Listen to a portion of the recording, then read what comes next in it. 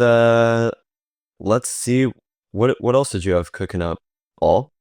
Well, this is the theme of what we had, what's been left behind in the production world that I miss as a older guy. That's the gear, vintage gear. I was thinking it would be cool to have, a vintage camera production house that offers, a fresh take on content by using retro equipment like Polaroids, 8mm, VHS to produce, modern stories, but with like a classic look. So I thought, we've been asked to do in a commercial a little retro scene, throwback scene, and sometimes we just shoot it with the native camera. Sometimes we shoot it and denigrate, the high res stuff. But it's always when we got the 8mm out and it's clicking and running and it's not perfect and it's jittery, that just makes it feel right.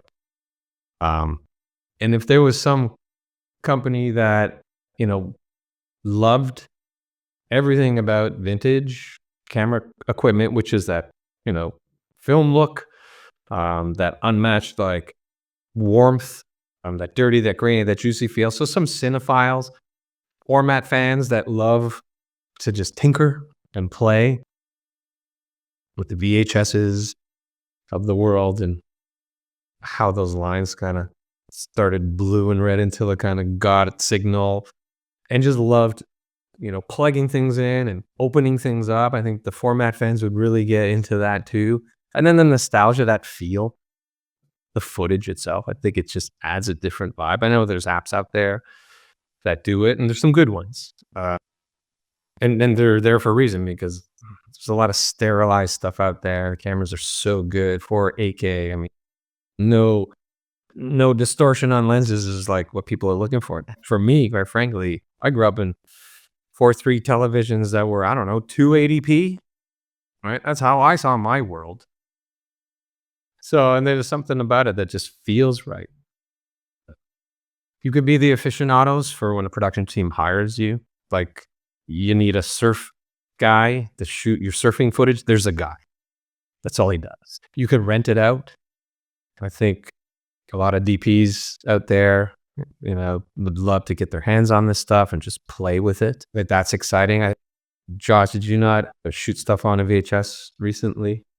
Yeah. We shoot stuff on VHS, film, but also we do weird digital stuff as well. Like we will bust out a 360 camera right, on the same shoot that we're using a like a 6K cinema camera. I think having variety and just having options is a huge thing.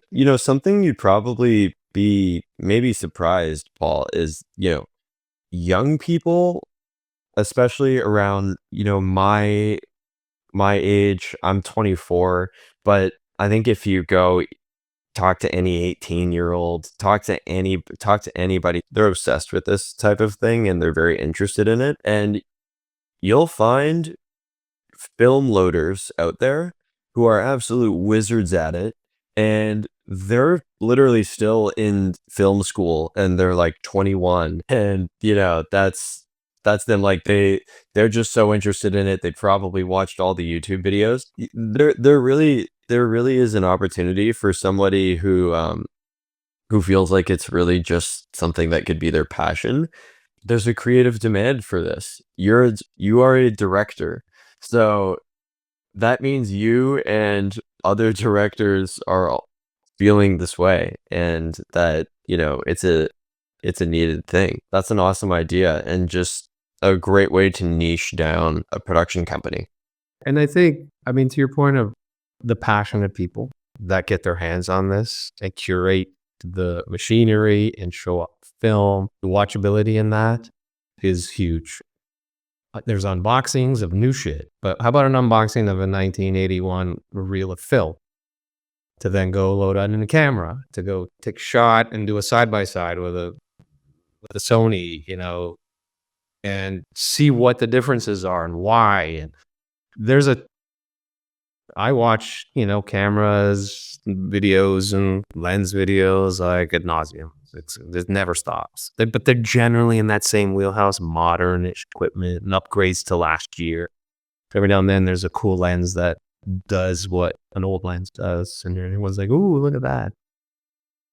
But I think there's a huge market of just curious people, young who want to just get their fingers into it, and then old are like, "Oh, I remember that. Look at this.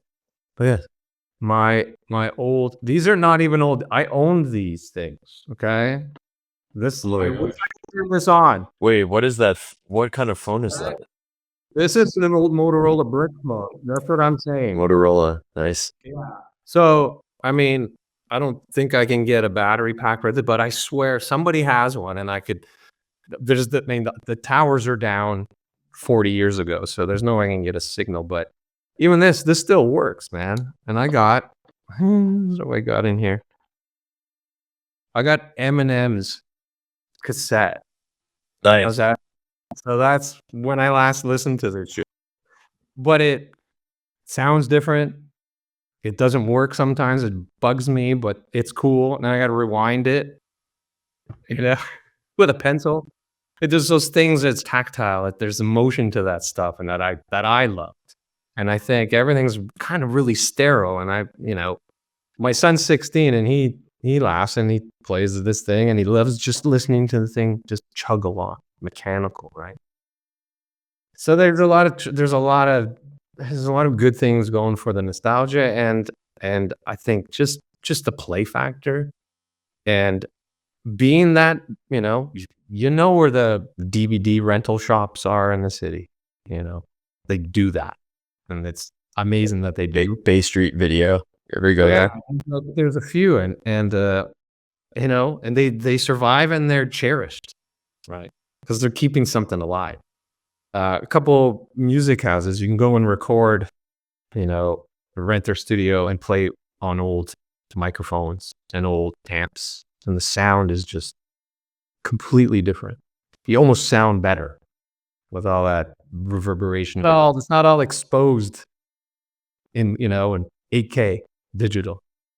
So there's a lot to play with in there. So I thought that was interesting. If someone wanted to go and the collection alone would be interesting. It's like vintage hunting, and how do I get this thing started? How do I dump the footage? I get all these extra steps that are behind the scenes of the actual just end product. I think it's just there's a lot of fun and storytelling to be had. To all the audio only listeners, just rewind the tapes back. I literally thought Paul was a Wall Street trader back in 2002 with that kind of giant Motorola brick. Yeah, Motorola brick phone. It's the size of a shoe, and but yeah, with this whole nostalgic vintage camera kind of production world, my biggest indicator for the market sentiment on whether if this is a validating market is just I have friends that are Josh's age, so I go to these house parties and I'm surprised by the amount of those actual kind of Instax or vintage Polaroid photos are just on these people's walls. And I'm more a minimalist where I have this literally no personality on my walls.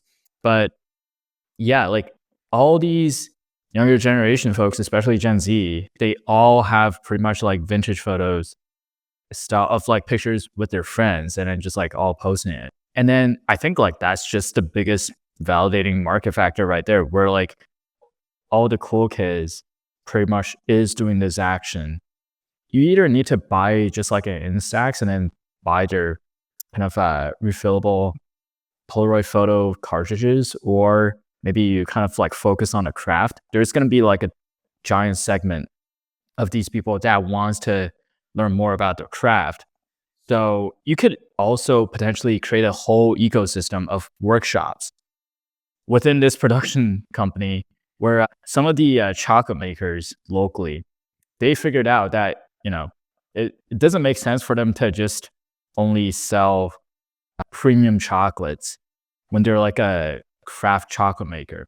They figured out that they're able to charge a larger profit margin by doing workshops of teaching people how to make chocolates instead.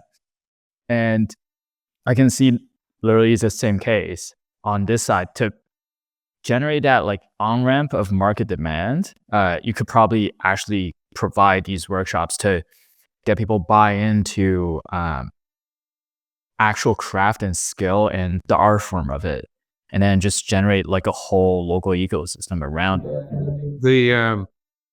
The development of the film and footage in-house. So, we know what's going in the camera, we know what's coming out of the camera. So we'll make sure it's all printed for you. And even to your point of, film here, you can rent a camera with canisters of film. Me growing up, it was an instant. We would I hope I got those pictures. I come back 2-3 days later and there's a thumb in every picture, or it's blurry, but it was exciting. So we can pump those out too, and we can do processing on site to, make sure that the quality is there and people get that satisfaction. It's like a full 360 package. Doing that on site, if you can provide a quality guarantee, if that's all you need to do, just provide a quality guarantee. Because assuming that everyone who's listening to this is Canadian, know that there in all of Canada, I believe there are 2 companies that process film. They don't guarantee the quality of anything because, well, they never could. But just take in that, on a small scale, on a micro scale. So we're talking a student project that I worked on a few years ago, helping out a buddy who was in film school. I think the film, between just getting the film from buying it and then taking it to the lab and getting it all done, I think like $2,600 got burned on that. And what was the result? Scratchy mess of absolutely nothing. And I've heard about this happening to lots of people with productions where they had tens of thousands of dollars on the line. And then all of that stuff that they filmed with the camera, everything, well, no, it came out terribly. The footage was a disaster and they never released the video, and it was a loss of like $35,000.